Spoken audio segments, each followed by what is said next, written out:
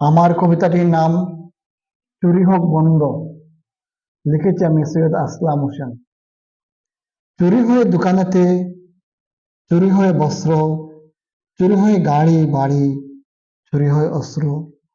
চুরি হয়ে shirt pant, চুরি হয়ে শাড়ি, চুরি হয়ে গহনা, চুরি হয়ে গাড়ি, চুরি হয়ে বই খাতা, চুরি হয়ে কলম, চুরি হয়ে ফার্মেসি, চুরি হয়ে মলম, চুরি হয়ে ল্যাপটপ, চুরি হয়ে সিম, চুরি হয়ে মুরগি,